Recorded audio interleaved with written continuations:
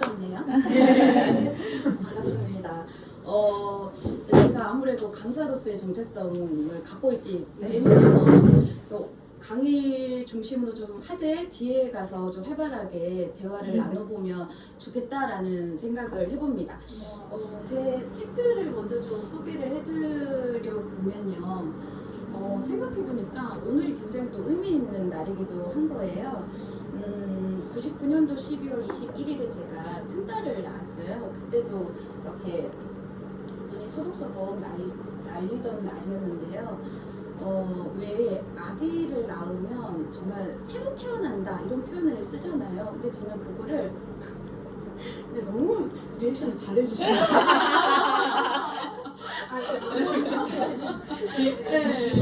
너무 좋은. 정말로 정말 새로 태어난 날이라고 생각해요. 그러니까 전제론적으로 전환된 날이기도 한데요.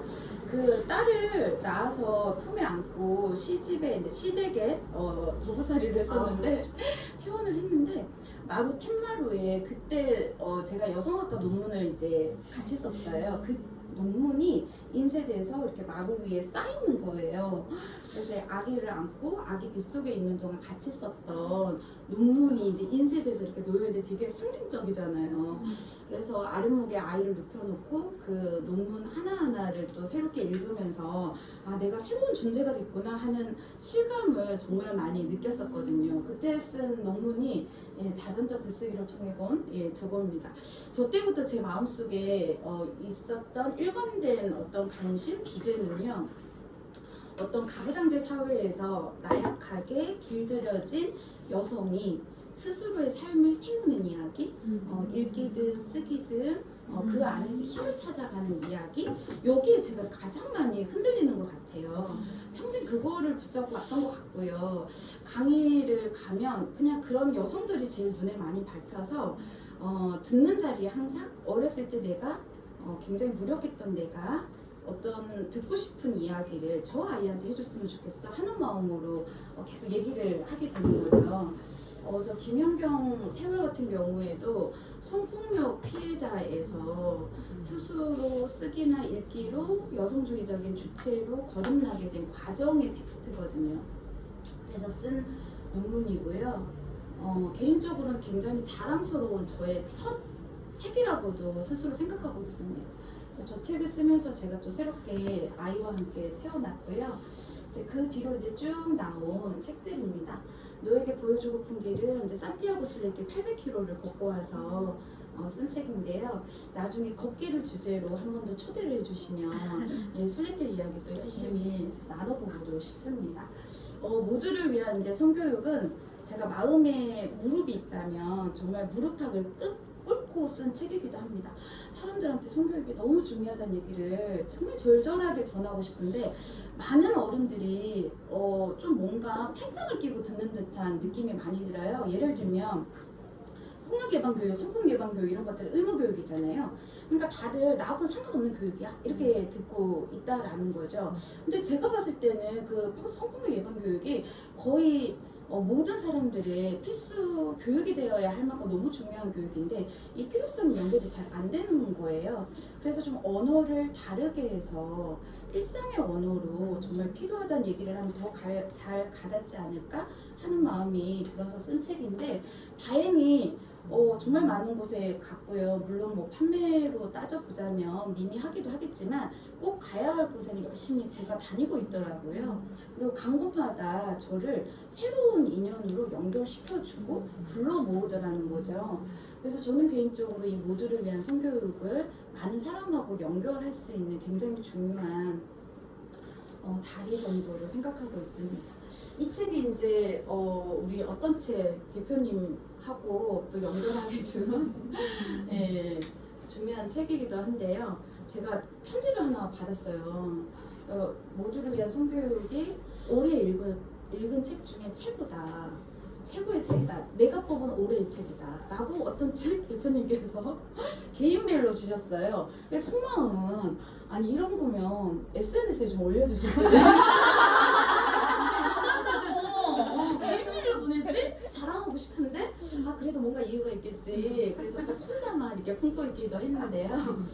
그러면서 저한테 어른을 위한 이제 성교육책도 좀 제안을 해주신 거예요. 근데 그때 처음에 제안을 받았을 때는 좀 망설여졌어요. 왜냐하면 저도 이 육교 문화 안에서 자란 여성이다 보니까 뭐 쉽게 말해서 막 자위 얘기 막 이런 거 저도 입이 잘 안 떨어져요. 그러니까 내 경험을 드러내는 것에 대해서 내가 어느 정도 할 수 있을까 이런 두려움도 있고 여러 가지 망설이는 점들이 있었어요. 그래서 이제 고민을 좀 해보겠다라고 얘기하던 중이었는데요. 열심히 강의를 하고 다니는데 강의를 다니는 정도로는 이 목소리가 안 퍼져 나가는 거예요. 내가 정말 마이크 권력이 너무 작은 거잖아요. 그래서 내가 5년 정도가 돼야겠어.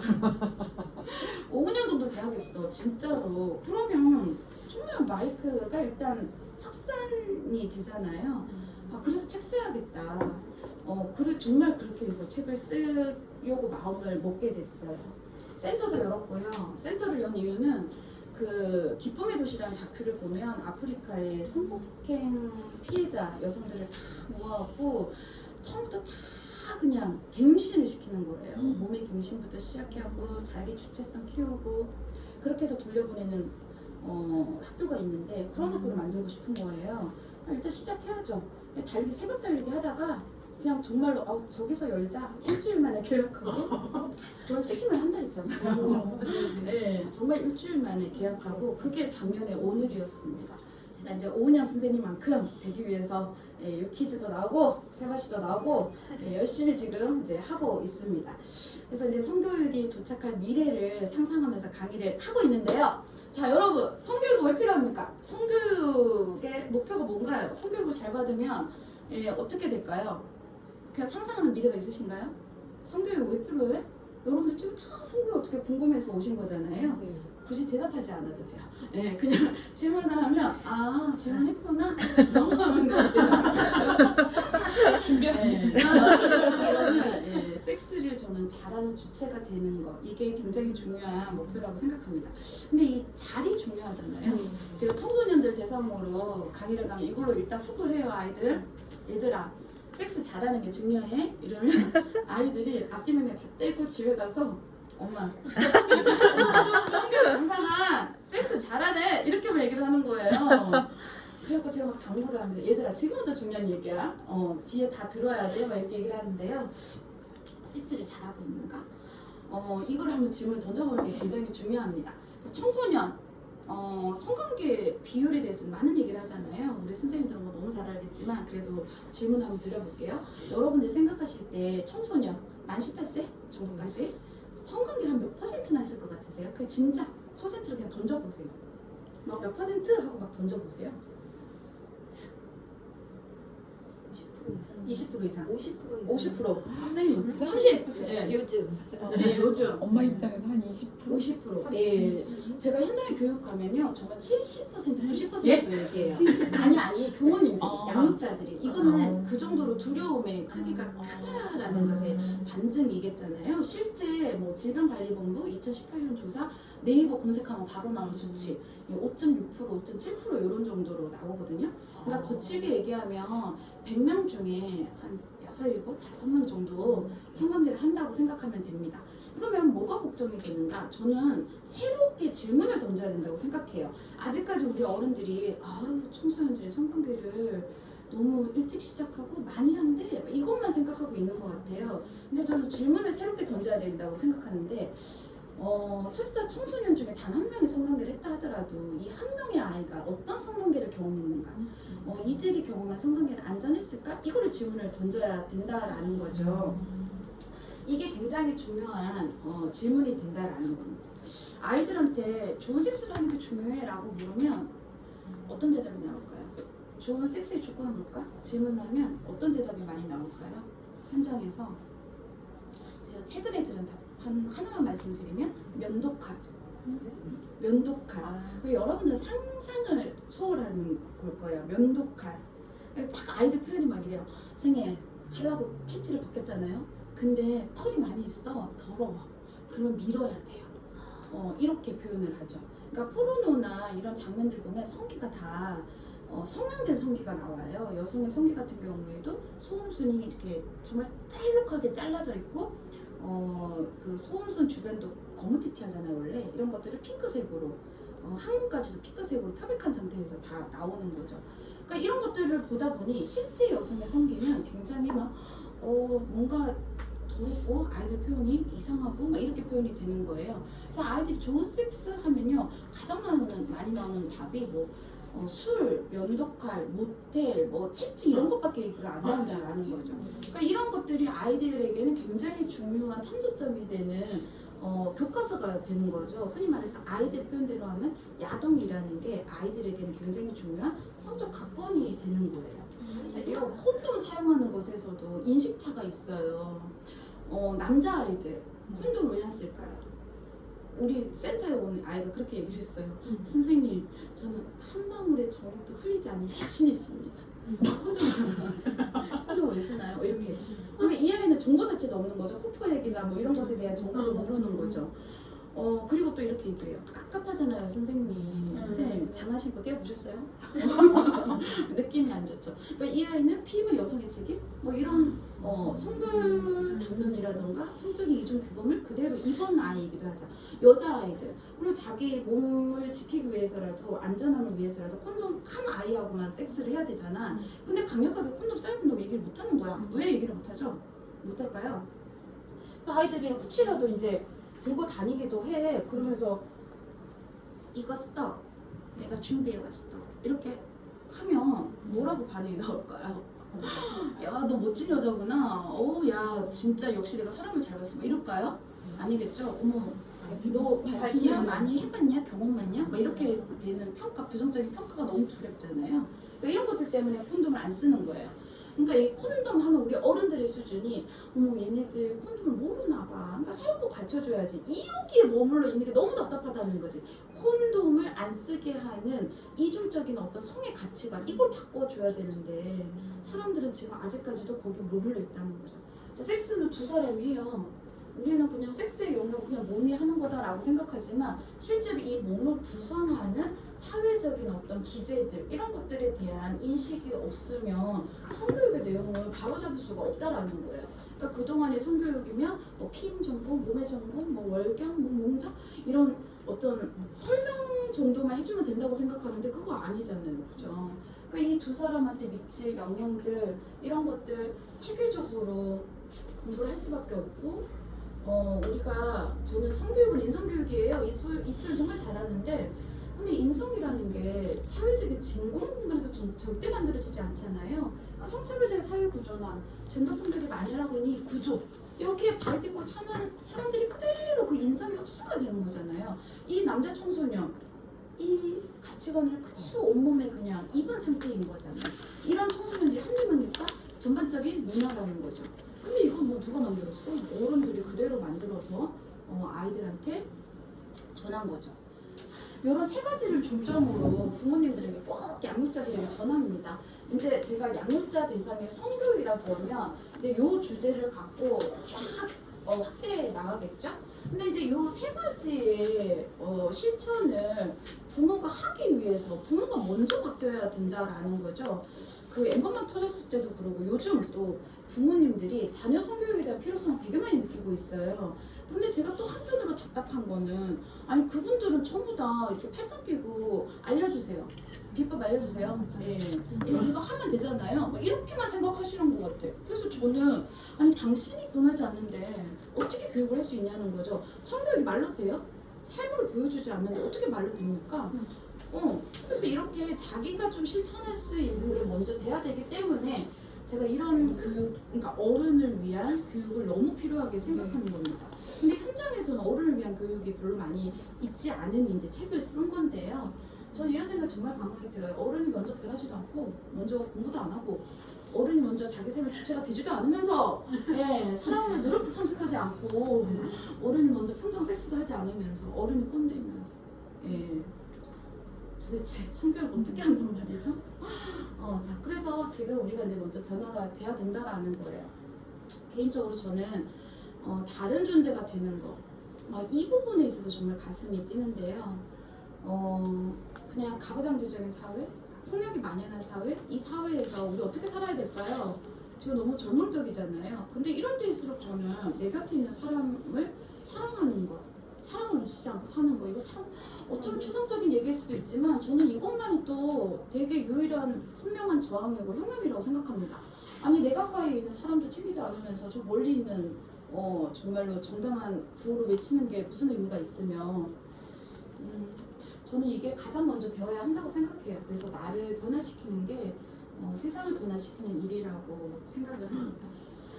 태진아 씨가 사람은 아무나 하나, 우리 정희진 선생님이 목나 부르는 말하시는 사람 진짜 아무나 합니까? 어느 누가 쉽다고 합니까? 그래서 사랑이 정말 어렵고 과연 나는 사랑을 하고 있는가, 뭐 이런 질문들을 한번 던져보면 좋겠습니다. 어떻게 살합니다. 그래서 저는 아까 이제 한 존재가 변화하는 과정이 이제 공부랑 연결된다고 생각을 해요. 그래서 아까 우리 성차별적인 사회 구조에 의해서 우리가 영향을 받고 그런 가부장제에 적합한 역할을 수행하는 주체가 됐듯이 이거를 흔들어 깨우는 공부 자체도 이런 다양한 것들을 통해서 변화시킬 수 있다라는 거죠. 그래서 이런 부분에 대해서 우리가 좀 공부라는 것을 좀 확장시켜서 자기 머리부터 발끝까지 하나하나 체크해서 변화시켜가는 과정의 공부가 너무너무 중요하다고 생각합니다. 그래서 저는 성교육이 필요하다고 생각하는데 저는 방법을 좀 바꾸고 싶은 거죠. 물론 구조를 바꾸는 건 굉장히 중요합니다. 근데 저는 구조를 바꾸는 것과 동시에 다르게 사는 사람들이 만들어내는 세상의 풍경도 중요하다고 생각하거든요. 그럼에도 불구하고 사랑을 하고 그럼에도 불구하고 가정을 표현하는 한 사람 한 사람들이 많아지면 내 주변에 이 사람들이 있잖아. 세상에 아무리 폭력적이어도 이 사람들이 있잖아요. 그러니까 이게 확장되어 가는 거죠. 그러다 보면 저는 구조도 흔들어낼 수 있는 힘이 사람에게서 나온다고 생각을 합니다. 그래서 이제 공부를 해야 하는 거죠. 아이들한테 공부 왜 하니? 물으면 뭐라고 대답할까요? 저 진짜 강의 가면 이거 첫 질문 꼭 하고는 절대 이 질문 안 놓쳐요. 무조건 애들한테 가면 너희들 공부 왜 하니? 그거부터 물어요. 뭐라고 대답할까요? 자녀들 다 있으신가요? 네. 사고 돈. 네. 일단 딱 하는 얘기가 엄마가 시켜서 한 군데도 빠짐없이 엄마가 시켜서 초등학교 저고 중 다 그 다음 먹고 살려고 좋은 대학 가려고 이거를 깨는 게 제일 힘들었어요. 저는 강의 가서 5분 10분 이 얘기하는 게 제일 힘들어요. 이 얘기를 하는 게 애들한테 무슨 의미가 있을까? 애들이요 정말로 이해 안 간다는 표정으로 펴요. 정말로 내가 바보가 된 것 같아요. 정말 내가 이렇게 설득시키지 못하겠다는 무력감이 들거든요. 그럼에도 불구하고 제가 이런 얘기를 하는 어른은 있어야 된다고 생각을 하기 때문에 꿋꿋이 하거든요. 좋은 사람이 되기 위해서 공부하는 거야. 돈 많은 게 좋은 거 아닐까요? 예쁜 게 좋은 게 아닌가요? 이런 얘기를 한단 말이에요, 애들이. 그래서 공부하는 이유에 대해서 아이들한테 좀 얘기를 해줬으면 좋겠는데 여러분들은 공부가 여러분들한테 어떤 의미인지 모르겠지만 저는 대학교 2학년 때 여성학 강의, 교양 과목을 들었던 그 순간부터 지금까지 나에게 공부는 지식이나 정보를 얻는 공부가 아니었어요. 저는 머리가 나쁘고 무식해요. 그래서 대화를 하면 우리 남편이 맨날 웃거든요. 너무 무식해서. 근데 저는 항상 나를 바꿔야지 의미가 있는 거야. 내가 책을 한번 읽었으면 읽기 전이랑 읽고 난 후가 달라지는 거예요.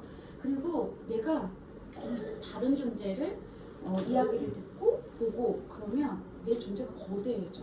어떤 사람들은 막 수능 1등급 또 뭘로 판단하나요? 강남의 아파트 뭐 이런 것들로 그 사람이 어느 정도 성취한 사람인가를 판단할 수 있겠지만 저는 누구 눈에는 보이지 않겠지만 내 안에 더 많은 사람들, 더 많은 존재들이 우글우글 살고 있어. 내가 품은 크기만큼 제가 거대한 사람이 된다고 생각하거든요.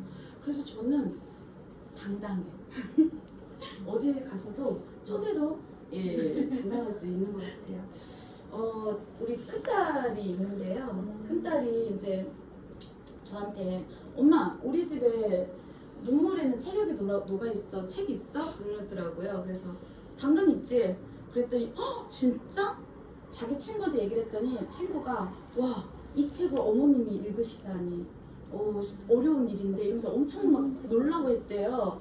그래서 제가 20대 여성 청년의 책들을 싹 모아갖고 이제 우리 딸한테 그대로 보내줬거든요. 엄마 이렇게 많이 읽고 막 이랬는데 저는 공부를 이런 식으로 해요. 저는 딸에게 굉장히 섹시한 대화 상대가 돼주고 싶기도 하고 또 20대의 아이들의 그 감수성 막 이런 것들이 너무너무 탐나고 부럽고 배우고 싶고 막 이래서 그들의 이야기를 정말 많이 읽어요. 우리 어떤 책에 출판사에서 낸 책도 있네요. 우리 개인적으로 잘 살아. 네. 이런 것들을 읽다 보면 내 안에 기성세대로서의 어떤 고정관념이 부셔지는 거죠. 뭐 이론서가 중요한 게 아니라 저는 이런 누군가의 목소리를 들이는 일이 저한테는 굉장히 중요한 공부가 되더라는 거예요. 그리고 요즘에 또 저의 공부는 이제 하염없이 걷는 거, 하염없이 걸으면서 팟캐스트 듣는 거. 이거 1월까지 이제 계속 해보려고요. 요즘 너무 좋은 팟캐스트가 많더라고요. 개인적으로 또 우리 김지수 인터뷰 기자님 어떤 책에서 아주 주옥 같은 인터뷰집이 2권이나 나왔죠? 이분 얘기도 한참 너무 재밌게 들었고 너무 좋은 거예요. 그러니까 이런 것들이 저는 공부인 것 같아요. 그래서 이런 공부를 저는 하고 있습니다. 그래서 여러분들도 여러분들의 삶을 변화시키는 공부를 정말 최선을 다해서 하셨으면 좋겠다라는 생각을 해봅니다. 대학원 다닐 때 엘렌 시스, 크리스테바 막 이런 책을 읽었단 말이에요. 내용은 하나도 생각이 안 나. 너무 어려워서. 그런데 이 단어는 너무나 기억에 오래 남는 거죠. 조이스, 성적 희열, 성적 쾌감 뭐 이런 거. 근데 성적 쾌감보다는 성적 희열이 더 아름답지 않나요? 단어가? 어때요? 성적 희열을 꼽혀보신 적이 있으신가요? 굉장히 이제 중요한 부분이죠. 이 성적 희열이 갖고 있는 힘이라는 게 어마어마하다라는 거죠. 근데 정말 놀라운 게 사람은 이 성적 희열이 한 10%만 겨우 바꾼대요. 너무 놀랍지 않나요? 그러니까 우리가 느낀 게 있었다면 그거는 10%밖에 안 된대요. 막 너무너무 궁금하지 않아요? 어느 정도인지? 네, 저는 막 너무 궁금해. 막 기대되고 막 설레. 도대체 90은 뭘까? 네, 상상을 한번 해봐야 된다라는 거죠. 자, 성교육 강사 선생님들은 대답하면 안 돼. 잠깐 퀴즈가 있어요. 진짜요? 자, 우리 몸에 있는 기관 중에 순수하게 성적 쾌감만을 위해서 있는 기관은 어딜까요? 책에서 아, 그랬구나. 봤으니까 얘기해야지. 어디예요? 클리토리스? 예, 맞아요. 아시나요? 네. 클리토리스 누구한테 어디에 있어? 저한테 있죠. 아시나요? 예, 한번 발견하신 적 있나요? 비벼보시거나 만져보시거나 그런 적 있으신가요? 제가 또 필살기로 한번 가져와 봤어요. 이 주머니를 또 어디 이게 뭔가 한번 맞춰보세요.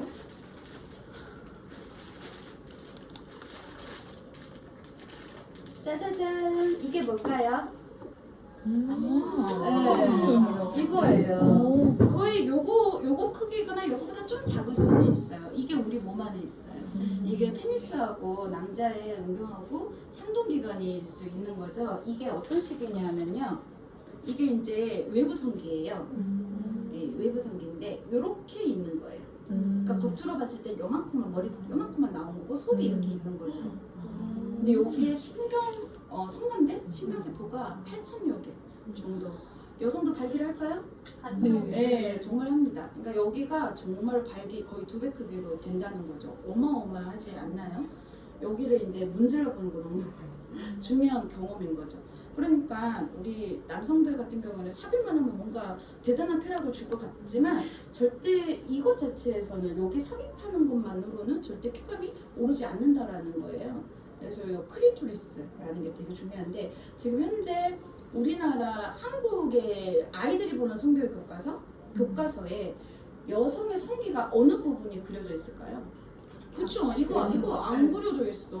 우리 아이들이 만나는 성교육 교과서에 뭐 보건 교과서나 이런 데 보면 생식기라고 표현돼 있잖아요. 그리고 자궁, 난소, 그죠? 아 그게 진짜 그게 무슨 성기야? 그러니까 애들이 이런 걸 한 번도 본 적이 없는 거죠. 그러니까 덴마크 같은 경우에는 초등학교 막 1학년 아이들이 시험을 친대요. 뭐 이런 식으로 여자가 행복해지는 단추가 있대. 그게 어디야? 이 클리토리스 이렇게 학교에서 초등학교 1, 2학년들이 중학교 정도 가면 서로의 어떤 만족스러운 성관계를 위해서 뭘 어떻게 해야 될까? 클리토리스 부분 굉장히 중요하게 얘기를 하는 거죠. 근데 이제 여성의 성적인 쾌감이나 이런 것들을 너무나 두려워한 가부장제적인 역사는 얘를 막 잘라내고 알려주지. 그러니까 음액절제. 이게 여기 자르고 여기 깨매는 거잖아요. 느낄 수 없게 만드는 거죠. 그리고 거의 의학 교과서, 그러니까 우리나라 의대생이 또 배우는 그런 의료 전문 서적에도 안 나온다는 거죠. 이게 등장한 지가 얼마 안 됐고 연구조차도 안 됐고 어마어마한 부분이라는데 그렇다라는 겁니다. 그래서 아이들도 이 존재를 너무 모르고요. 아이들이 이거 보여주면요 아무도 맞추지 못한다라는 거예요. 그래서 이런 것들 우리 너무 중요하게 다룰 수 있어요. 어느 이제 강의를 갔는데요. 제 책에도 나오는 에피소드인데 성교육 강사님들 이제 양성가정이었어요. 제일 뒤에 이제 앉으신 어린이집 원장 선생님이셔. 다리를 깨고 이렇게 선생님 질문했어요. 이러시는 거예요. 그래서 질문해보시라고 했더니 선생님 저는 성적인 욕망 1도 없어요. 근데 사는데 평생 한 번도 궁해본 적도 없고 막 아쉬운 적도 없어요. 오히려 남편이 오는 게 귀찮을 정도예요. 사회도 이렇게 어려운데 힘든데 굳이 딸들의 성적인 욕망을 깨워야겠습니까? 너무 두렵지 않나요? 폭력이 이렇게 난무하는데 너무 두렵고 걱정됩니다. 이렇게 얘기를 한 거예요. 그래서 내가 교육을 헛했나? 다 했는데도 이 질문 나면 어떡하지 하고 이제 말을 좀 고르고 있는데 앞에 앉으신 제 보기에는 70대인데 할머니 선생님이 그건 제가 답해도 될까요? 하면서 이제 거기서 답을 해주시는 거예요. 나는 영감 죽고 나서 발견했어. 오르가즘 너무너무 생생해. 클리토리스는 평생 늙지도 않아. 이렇게 얘기를 하시는 거예요. 너무너무 놀라웠어요. 그래갖고 자기들은 영감 죽은 친구들한테 자위도구를 선물을 해준다고 열심히 하라고 너무 좋다고 그걸 왜 안 하고 사냐고 이렇게 얘기를 하는데 너무너무 대단하셨던 거죠. 아직까지 우리 아이들 같은 경우에 우리하고는 다르게 성적인 주체성이 그래도 좀 많이 커져 있지 않을까 싶지만 현장에서 만나는 여학생들과 남학생들 차이는 너무 달라요. 여학생들은요 어떻게 여자가 자위를 해요? 엄마가 알면 얼마나 실망할 텐데요? 막 이렇게 얘기를 하고요. 남자 아이들은요 정말로 막 실질적인 질문을 해요. 선생님 제 친구는요 페트병으로 해요. 막 이렇게 얘기도 하고 초등학교 6학년 남학생이 페트병으로 한다 그러고 둘이 해도 되나요? 뭐 이런 질문을 하고 그러니까 남학생들은 정말 적극적으로 실천하는 어떤 구체적인 질문을 하냐면 여학생들은 아직까지도 이런 굉장히 두려움, 제의식 이런 것들을 표현하고 있다는 거죠. 근데 이런 것들 누가 얘기를 해줘야 될까요? 엄마가 얘기를 해줘야죠. 그냥 앉혀놓고 아야 클리토리스 한번 만져봐 이렇게 얘기는 못 해주더라도 평상시에 여성의 자위, 여성의 성적인 욕망에 대해서 긍정적으로 표현하는 것들은 분명히 있어야 된다는 거죠. 그래서 적극적으로 좀 자기 몸을 탐색할 수 있는 그런 어떤 긍정적인 메시지들을 일상에서 전해줘야 되는 게 굉장히 중요합니다. 그래서 제 책에도 그런 것들이 많이 나와 있죠. 근데 여성들 같은 경우는 어때요? 클리토리스도 자극해주고 마음도 몸도 좀 편안한 상태가 돼야 되는데 그때까지 걸리는 시간이 적어도 한 20분은 걸린다는 거잖아요. 그럼 남자는 5분, 여자는 20분이란 말이에요. 이 격차를 어떻게 할 거야? 그러니까 어떤 남자가 이 20분과 5분의 격차 사이에서 상대의 기분도 중요하게 다루면서 애쓰겠냐는 거죠. 그러니까 굉장히 중요한 부분인데요. 근데 이제 남녀 인구 격차보다 오르가즘 격차가 훨씬 크다고 얘기하잖아요. 근데 남녀 인구 격차를 줄이기 위해서는 너무나 많은 운동이 필요하지만 오르가즘 격차 정도는 우리가 어떻게 해볼 수 있는 거 아닌가요? 그래서 이것부터 한번 줄여보는 게 굉장히 중요하지 않을까 싶습니다. 그래서 섹스 영역에서도 전부 다 우리 너무나 불평등하죠. 일단 여성들은 성에 대해서 드러내서 얘기하지 않고 평생 살아오면서 성별의 어떤 규범 역할을 옷처럼 입었고 어떤 이중적인 성교육에 계속 자기검열하고 이런 것들 때문에 섹스라는 부분에 있어서 주체적이기 굉장히 어렵다라는 거예요. 그리고 대부분 이제 섹스할 때 남성의 삽입과 사정이 굉장히 중요한 기준이 된다는 거죠. 여러분들 섹스 언제 끝내? 섹스의 끝은 어디예요, 진짜? 정말 정말 남자의 사정 아닌가요? 쌌어? 했어? 이게 끝인 거죠. 그래서 이게 우리가 정말 성관계라는 게 도대체 뭐지? 라고 원초적인 어떤 자리에서 다시 질문 던지는 거는 굉장히 중요한 과정입니다. 그래서 제가 존경하는 우리 훅스 언니께서 모두를 위한 페미니즘에서 저렇게 말씀을 해주셨어요. 아직도 수많은 여성과 남성이 성행위가 운경의 단단함과 지속력에만 달려있다고 믿는다. 네, 편견과 집착을 고려해야 한다. 근데 이 편견과 집착이요, 남성들에게는 너무나 강력한 남성성의 어떤 기준이 되기도 한다라는 거예요.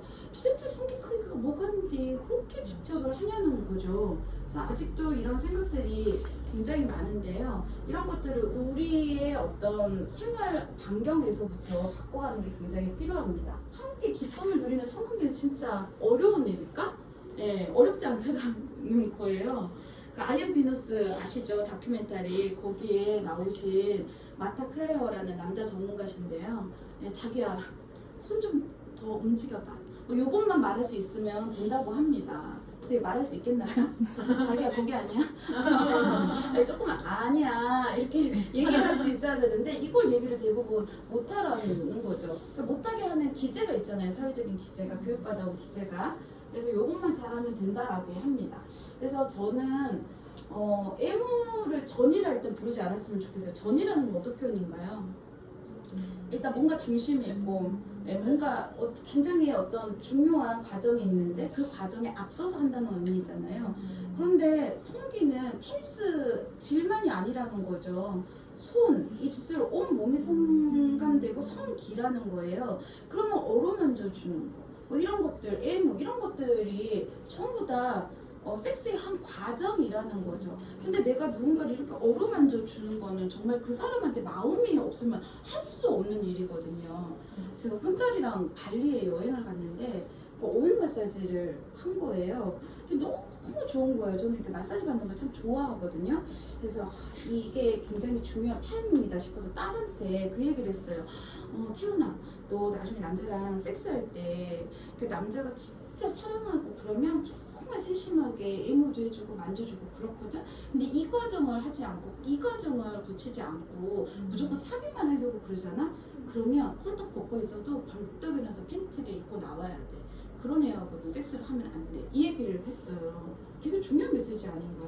근데 우리 딸이 엄마는 그래? 그래 당연하지. 엄마는 물론이야. 이렇게 얘기를 했거든요.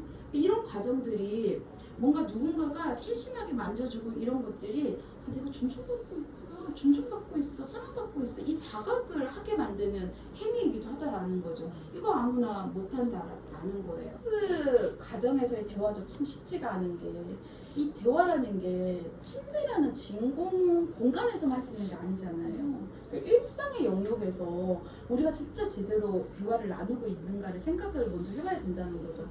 물론 일상에서 대화를 잘 나누지는 않지만 침대 안에서 나눌 수 있는 사람도 있고, 물론 예외적인 존재가 정말 많겠지만 저는 연결되어 있다라고 생각을 합니다.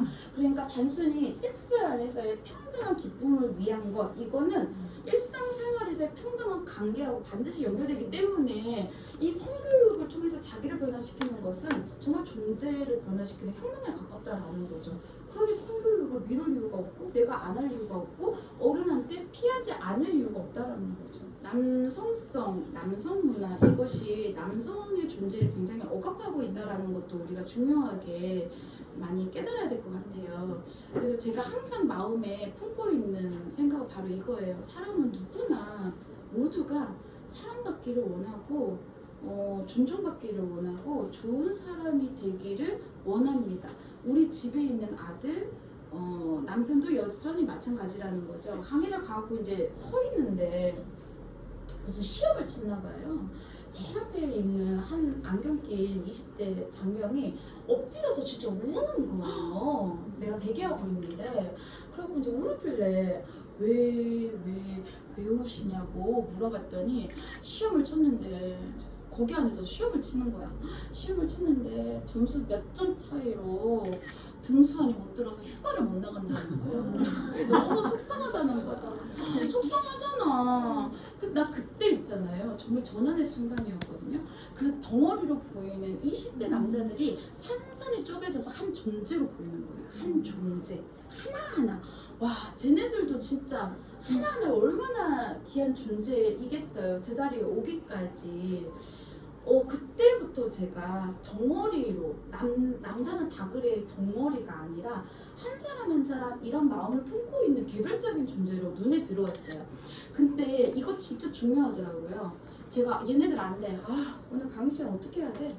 막 이런 마음으로 하잖아요. 그럼 이게 다 전해지더라고요.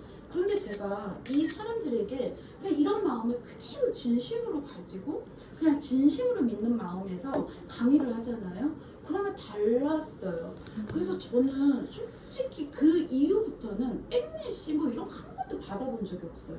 다들 너무나 공손하게 오셔서 질문을 해도 보통은 막 우리 가르치듯이 하잖아요. 아니 선생님 술 먹은 여자도 문제 있는 거 아니에요? 이런 식으로 저를 가르치듯이 얘기를 대부분 하거든요. 근데 저한테 어떤 다들 손 모으고 선생님 제가 실수했을까봐 걱정인데요. 제 마음속에도 그런 생각이 있어요. 이런 식의 질문의 형태로 얘기를 하는 거죠.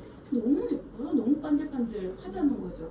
그래서 이런 믿는 마음을 갖고 내 아들과 내 남편을 보는 건 굉장히 중요합니다. 그리고 가끔 강의를 가면 이런 답답한 마음도 있어요. 뭔가 오은영 선생님 정도의 처방전? 처방전을 얼른 주세요. 한마디 해주세요. 막 이런 경우가 되게 많아요. 오은영 선생님은 가능한지 모르겠지만 전문가가 이렇게 하세요. 저렇게 하세요 하는 처방의 말이 의미가 있나요? 저는 그거 절대 사람을 못 변화시킨다고 생각하거든요. 그래서 저는 처방전을 묻는 게 아니라 제가 어떻게 공부를 해야 될까요? 어떤 것부터 시작해야 될까요? 저는 이걸 겸손하게 묻고 공부를 시작하는 게 이 강의의 굉장히 중요한 어떤 마무리라고 생각을 합니다. 시작을 하는 거죠. 그래서 늘 이거 생각하려고 합니다. 변화는 늘 늦게 도착한다는 거예요. 아들! 야동 적당히 봐. 이렇게 얘기를 했으면 아들이 네 어머니 그렇습니다. 라고 바로 나오지 않는다라는 거죠. 변화는 늘 천천히 온다는 거예요. 모든 인간은 입체적인 존재고 시간성을 건너왔잖아요. 시간을 건너왔죠. 과거에 내가 어떤 존재로 계속 걸어오고 있다라는 거죠.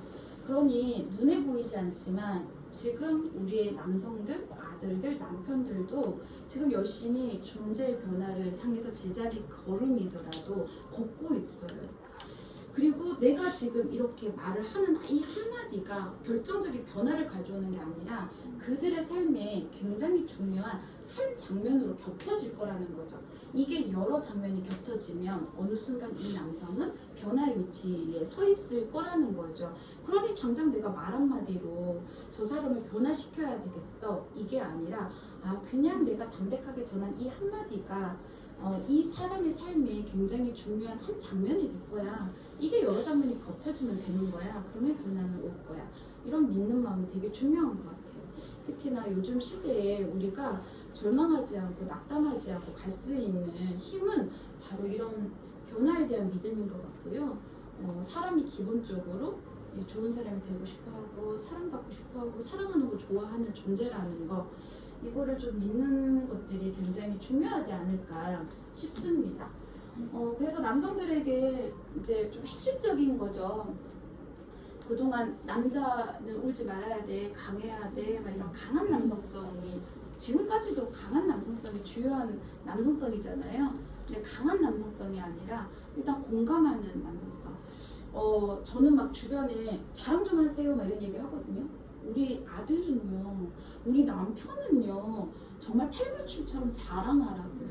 그리고 옆에서 누가 자랑을 하면요, 뭐 그런 자랑을 하냐가 아니라 그래? 하고 반응해줬으면 좋겠어요. 그러니까 다른 남성의 목소리가 많이 드러나야 돼요. 특히 친절과 다정을 실천하는 남자들의 목소리를 여러분들이 스피커가 되었고 자꾸 전해드려야 합니다. 저는 우리 성경 선생님 아들 얘기가 계속 기억에 잊혀지지 않는 게 달걀 후라이를 너무 맛있게 잘한다는 거야. 근데 이 아들이 동네반대 달걀 후라이를 9살. 이렇게 정말 그것만 이렇게 보면서 정말 정확한 순간에 지지는다는 거야. 아무것도 안 하고 이것만 보는 거지. 얼마나 맛있겠어요. 진짜 난 이게 너무나 마음에 와닿았고 정말 많이 얘기하고 다니고 있거든요. 이런 남자 얘기를 막 하라는 거지. 진짜 동네방네. 그래야 아까 제가 검은 컵 보여줬잖아요. 거기에 하얀 등 같은 친절과 다정을 실천하는, 제가 막 우리 남편 얘기 정말 많이 하고 다니는데 그것도 마찬가지예요. 이런 나름의 운동의 차원에서 열심히 얘기한다는 거고요. 좀 울게 많이 독려해 줬으면 좋겠습니다. 네, 그래서 사랑과 섹스는 누가 저절로 된대. 네. 저절로 절대 안 되고, 공부하고 가꾸고 시간 들이고 애쓰고 그럴수록 점점 잘할 수 있게 되는 거고, 이것 자체가 존재를 풍성하게 만드는 거죠. 우리 어른도 성장해야 되고, 어른이 멈춰 있으면서 애들 보고 잘 자라라 할 수는 없는 거죠. 어른한테 성교육이 너무 중요하지 않습니까? 예. 그래서 어른에게도 성교육이 필요하다라는 겁니다. 그래서 이토록 다정한 공부를 썼고요. 이 책이 베스트셀러가 되기를 바라고 있지만, 앞으로서야. 뭐 가정폭력 피해자가 모두 가해자가 되진 않잖아. 이거 자체가 폭력적인 언설이잖아요. 그런데 가정폭력 가해자의 과거를 추적해 보면 어렸을 때 학대받은 경험이 분명히 있는 것처럼 야동 포르노의 폭력성도 반드시 성적인 폭력적인 실천으로 넘어가진 않아. 모두가 그러진 않아. 그런데 어떤 폭력적인 그런 행위를 한 아이들을 추적해보면 야동이나 포르노의 경험들이 너무나 선명하게 있더라는 거예요. 그런데 아이들이 이런 걸 할 때 어떤 느낌이 들까? 이거는 가상이야. 현실하고 이거 될까요? 절대 마음은 분리 안 돼요. 느끼는 쾌감 그대로란 말이죠. 그런데다가 이제 중학생 정도 되면 또래 남성들이 너는 휴지끈이 얼마나 기니부터 시작해갖고 하루 1달, 2달 막 서로 막 부추기고 자랑하고 막 칭송하는 분위기가 있단 말이야. 인터넷 들어가면 막 이런 영상들이 그냥 산재해 있고, 애들이 정신 차려서 살 수 있겠어요? 그러니까 부모가 야 공부나 해. 공부하라고 이것만 계속 푸시하고 있어. 애들이 어디 가서 뭐를 느낄 거야? 그러니까 애들이 진짜 삶의 즐거움 이런 거를 경험할 계기가 안 되는 거예요. 그러니까 부모님들이 자녀에 대한 교육관 바꾸지 않고 이 문제를 해결하려면 정말로 해결하기 어려운 문제라는 거죠. 이거를 지금 우리 아이들이 학교 또래 문화에서 열심히 실천하고 있고, 또 여자아이들이요. 제가 심지어 들은 거는 자기는 성관계를 인맥관리 차원에서 한다. 인맥 관리래요. 무슨 의미냐면 학교에 잘 나가는 짱이 있잖아. 걔한테 한번 대준대. 아이들 표현이. 대주면 학교 생활이 편해진대. 아무도 건들지 않는데. 그리고 우리 센터에 오는 여학생들, 그러니까 스스로 트위터에 섹스하고 싶어요. 사람을 자기가 공고를 해서 알려서 돈 받고 남자하고 섹스를 해서 엄마한테 걸려서 온 애들도 있어. 이 애들이 우리가 보는 피해자처럼 웅크리고 있는 애들이 절대 아니라는 거예요. 얘네들은 주체적이야. 자기 나름대로 주체성을 열심히 뭐라 그러죠? 발휘하고 있는 거예요. 다만 그들이 발휘하고 있는 주체성이 우리 사회에 굉장히 위험한 각본 안에서 너희들이 지금 대상화되고 있는 거야 라는 것을 알아차릴 수 있는 언어가 없고 인식의 수준이 안 되는 거죠. 얼마나 안타까워요. 그러니까 지금 이게 우리 사회의 가장 심각한 문제인데, 우리 어른들은 그저 우리 아이들한테 아주 그냥 공부나 하고 너희들은 뭘 모르니까 자꾸 미루기나 해. 콘돔 가르쳐주면 큰일 날 거예요. 막 이런 정도만 머물러 있는 게 너무 화가 나죠. 진짜 정말 위험합니다. 그러니까 이런 환경이 사이버 공간에 너무나 광범위하게 퍼져 있다라는 것은 너무나 당연한 현실이고, 이런 현실 안에서 어떤 남성이 성관계는 이렇게 아껴주고 존중해 주는 거야, 밀당하고 뭐 정성도 하고 막 이러면서 하는 거야. 누가 이렇게 교육했나요? 보세요. 그냥 야동 보고 자위하고 게임해도 충분히 풀 수 있어. 그리고 이제 쿠팡에 리얼돌이 판매가 되잖아요. 650만 원짜리 한번 보세요. 650만 원짜리 리얼돌이요. 주문하면 아침 새벽에 배송이 돼요. 이름이 있어. 머리카락이요. 식모헤드라고 해서 사람 머리카락 그대로 심었고요. 딸려오는 사은품이 뭔지 아세요? 질세정제. 질이 완전 여자보다 더 정교한 질, 조여주는, 남자들이 그렇게 선망하는 그 조여주는 질에다가 가슴 이런 모든 것들이 실제 몸하고 똑같고 이름이 있어. 뭐 대학생, 22세, 에리 이런 식으로 인격이 부여되어 있어요. 자, 그런 애들 내가 주문하면 집에 와. 그다음 이거는 비싼 거고 싼 거는 질만 똑같이 정교해서 이런 것들을 3, 4만 원이면 살 수가 있어. 자, 요즘 같은 시대에 각자 도생의 시대, 나만 살기도 힘들어 죽겠어, 취업도 못해, 연애도 못해, 이 시기에 야동 보고 자위하고 리얼도 그다음에 좀 아쉬우면 성매매 가서 할 수 있어. 이런 문화가 퍼져 있는 이 문화에서 어떤 남성이 사랑을 하고 연애를 하고 정성을 들이고 기다리고 그러겠어요? 좀 걱정되지 않아요? 무서워요. 난 정말 무서워요. 성폭력이 무서운 게 아니야. 그건 너무 당연한 거고. 그냥 모든 사람들이 이제는 더 이상 진짜 그러니까 이런 것에 대해서 우리가 어떻게 접근할 것인가. 그래서 저는 엄마들한테 지금 공부가 전부가 아니라니까요. 지금 우리들이 어디에 살고 있냐고요. 아이들한테 진짜 인간다움이 뭐지? 진짜 예쁜 사랑이 뭐지? 진짜 좋은 경험이 뭐지? 야 너희들 치팅, 게임 이거 말고 더 신나는 경험 아이들이 몸으로 할 수 있는 기회를 줘야 되잖아. 이런 거 안 해주고 애들한테 자꾸 데리고 오려고 그러면 애들이 우리한테 오나요? 하죠. 이것만 하죠. 너무 즐거운데. 실제로 아이들한테 시간이 한 일주일 정도 있으면 뭐 하고 싶어? 다 게임한다고 해요. 실컷 게임하고 싶대요. 진짜.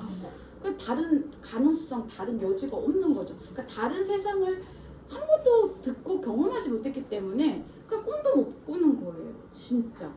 정말로 막 식욕 얘기했을 때 문구점에서 파는 빨간색 떡볶이도 맛있잖아. 배부르잖아. 그런데 정말 근사한 곳에 오마카세 사랑하는 사람하고 앉아갖고 나눠먹는 이 기쁨은 비교도 안 되잖아. 근데 이걸 먹어봤어야 알지. 어디에서 누가 저렇게 먹고 있다는 걸 봤어야 알지. 적어도 우리가 야 오마카세 이렇게 먹으면 얼마나 맛있는지 알아? 이걸 보여줘야 애들이 떡볶이 먹다가도 떡볶이 덜 먹고 저기 오마카세 먹어야겠다. 기다려야겠네. 미뤄야겠네. 이 생각을 할 수 있는 거 아니겠어요? 그러니까 막 리얼한 성교육을 하면 오히려 아이들이요 성관계를 뒤로 미루죠. 내가 내 몸이 도구가 되는 성관계를 왜 하겠어요 아이들이. 그러니까 겁내지 않고 용기 내는 게 너무 필요하고 그러려면 우리가 먼저 아시겠죠? 지금 대학교랑 그러면 일단 남자 성교육합니다. 그 책을 넣어줘야지. 일단 성교육합니다. 이거 남자 어른, 남자 청소년을 위한 책인데요. 진짜 야해요. 그거 막 체위에 대한 것도 정확하게 나오고요. 자위할 때 어떻게 자위할 것인가 뭐 이런 거 진짜 리얼하고 구체적으로 일단 성교육합니다. 그 책을 넣어줘야지. 남학생이요? 네, 남학생. 여학생이요? 여학생도 남자 잘 알아야지. 그거 보여줘야지. 아주 야할 거예요. 정말로 일단 성교육합니다. 제가 그거 읽으면서 어머 우리 고등학생 딸이 읽으면 안 되는데 라고 생각했을 정도로 야했어. 아주 리얼하거든. 근데 필요하지. 우리가 이게 못하면 넣어줘야지. 좋은 가치는 성교육책을. 그냥 지가 읽어볼 때 읽어볼게. 그냥 넣어주면 좋을 것 같아요. 싫다고 하겠죠. 근데 어디나 책꽂이에 있으면 밤에 몰래 보겠죠? 맞아요. 선수장이 관심 있으면 네, 당연히 보겠죠. 맞아요. 그렇게 책을 자꾸 넣어주는 건 굉장히 중요합니다. 그리고 제가 자녀 양육자 성교육 때는 꼭 얘기하는 거 아이들 책 절대 놓치지 말아라. 동화책부터 시작해갖고 아이들이 책을 통해서 그 안에서 영상과는 다른 사람의 어떤 다양한 면모들, 좋은 가치들 이런 것들은 책에 있잖아요. 그래서 책 절대 놓치지 말라 이런 얘기도 많이 하고 있고 그러려면 우리가 책 안 읽으면서 아야 너 뭐하냐? 책 안 읽냐? 이러면 안 된다고. 우리가 먼저 읽고 무난한 모습 보여줘야 그게 또 삶으로 보여주는 거라. 그러니까 다 우리가 먼저야. 그러니까 우리가 안 바뀌려면 애들한테도 기대하지 말아야지. 그리고 애들한테 영향을 미치는 좋은 어른들은 계속 나타날 거예요. 그러니까 나의 영향력이 아이들한테도 절대적이진 않다라는 거죠. 내가 실수할 수 있고 못할 수 있어요. 그런데 아이들은 살아가면서 다양한 문화, 다양한 어른들과 계속 접촉할 거기 때문에 내가 채우지 못한 것들을 다른 어른이, 다른 좋은 영화가 어떤 책의 한 문장이 아이를 계속 쌓아갈 거라는 거지. 그러니까 너무 불안해하지도 말고 그냥 자연스럽게 그렇게 대하면 될 것 같아요. 어쨌든요, 제가 책에서 이렇게 쫄지 않는 마음이라고 이제 표현을 했는데요. 진짜 우리 여성들 성교가 생존자예요. 누구든 다 생존자예요. 이런 경험을 다 가지고 있죠. 그래서 그런 장면들을 만나면 우리가 위축될 수밖에 없고 쫄 수밖에 없습니다. 근데 그냥 또 이거는 너무 이론적인 얘기지만 그 쫄지 않는 마음을 이렇게 조금씩 부셔내기 위해서는 그냥 계속 우리와 같은 메시지를 어디선가 자꾸 들어야 되는 거예요. 이거는 사회적인 문제고 폭력의 문제고 나는 그런 폭력적인 문화에서 그냥 이런 폭력의 피해를 겪으면서 살아온 사람이야. 그러니까 경직되는 건 너무나 당연해. 그런데 이거 의식적으로 좀 힘을 좀 내야 돼. 당당해져야 돼. 하는 것들을 길러갈 수밖에 없어요. 근데 이렇게 이런 힘을 기르는 게 저절로 되는 게 아니라 성폭력 생존자가 나오는 영화를 한 편 보는 것도 도움이 될 거고 이런 성폭력의 문제를 굉장히 이론적으로 분석해놓은 이론서를 읽는 것도 내게 굉장히 힘을 줄 거고요. 그러니까 이런 과정들이 쌓여야만 쫄지 않는 마음이 생기는 거지 저절로 생겨지지는 않는다라는 거예요. 그거 내 잘못 아니야. 우리 사회에서 우리가 지금 영향권에서 벗어나기 힘들지만 그래도 최선을 다해서 내가 쫄지 않는 마음을 가지려고 애쓰고 있어. 이런 것들을 자꾸 그냥 내가 해나가는 방법밖에 없습니다. 지금 저를 찾아오는 엄마들이 이런 고민 진짜 많이 갖고 있거든요. 심지어는 자기 아들을 보는 게 너무 고통스럽대요. 왜냐하면 자기가 성폭력 생존자니까 아들이 그 남자처럼 보인다라는 거지. 이런 경우도 되게 많고요. 그래서 우리가 당당하게 이겨내야 돼요. 그러니까 이게 이제 선생님은 그 특수의 남고라는 그런 공간에서 위축을 느끼는 건데요. 이게 이제 계속 우리 마음속에 강하게 뭉쳐져 있으면 딸들한테 조심해 라고 자꾸 얘기를 하는 거죠. 그러면 이제 우리 딸들은 또 어떻게 되나요? 이 위축된 마음으로 우리 또 이렇게 생존자처럼 아이들이 살아가겠죠? 그래서 저도 의연하게 이 마음을 자꾸 부셔내는 노력들을 할 필요가 있는 것 같아요. 만약에 저라면 선생님, 저는 아이들한테 그냥 솔직하게 얘기할 거예요. 솔직하게. 선생님, 야, 너 그 표현이 지금 선생님 얼마나 위축시키는지 알아? 선생님 초등학교 이런 경험이 있었어. 근데 너무너무 힘들었는데 너희들한테 이 얘기 들으니까 선생님 진짜 야 쫄린다. 이렇게 그냥 한번 얘기를 해주는 거예요. 그러면 애들이 이게 귀에 안 들어올 수도 있지만 저는 이렇게 해주는 말 한마디가 애들한테 미치는 영향이 분명히 있다라는 거죠. 우리 아이들한테요. 이론적으로 통계를 가지고 원론적인 얘기로 성폭력이 어쩌고저쩌고 얘기하는 것보다 내가 가까이에 있는 어떤 살아있는 어떤 존재가 나 이런 성폭력 피해가 있었어. 나 이렇게 힘들었다. 이렇게 얘기를 해줄 때 그때 마음을 훨씬 잘 열고 움직인다라는 거예요. 그러니까 멀리 있는 피해자의 공감하라고 하면 절대 안 되는 건데 가까이에 숨쉬고 있는 누군가가 피해에 대해서 이야기를 하는 거예요. 그랬을 때 아이들이 멀리 있는 얘기가 아니구나 이렇게 변하더라는 거죠. 그래서 저는 일부러 제 경험도 얘기를 많이 합니다. 아이들 교육할 때. 그러니까 그런 것들이 아이들의 마음, 눈빛을 순하게 만들더라고요. 그리고 당장 그런 눈빛의 변화가 없을 수도 있죠. 변화는 늘 늦게 오니까. 근데 저는 위축된 선생님의 마음을 풀어주기 위해서라도 선생님이 그 마음을 잘 들여다보고 편안하게 말할 준비가 되고 말할 수 있을 때 또 준비가 안 됐을 때 억지로 하는 건 안 되고 그런 준비가 어느 정도 되면 담백하게 조금씩 얘기하는 과정이 힘을 낼 수 있는 과정이지 않을까 싶습니다. 네. 다음에 우리 사인 받아야 하잖아요. 예. 이런 것도 우리도 막 사인하는 거 이렇게. 네. 오늘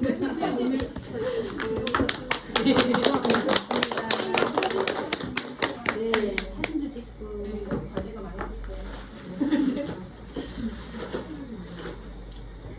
원래 붙잡고 끝내고 나면 마음이 가벼워지는데 왜 이렇게 덜어내세요. 점심도 못 먹을 것 같아요. 할 일이 너무 많네.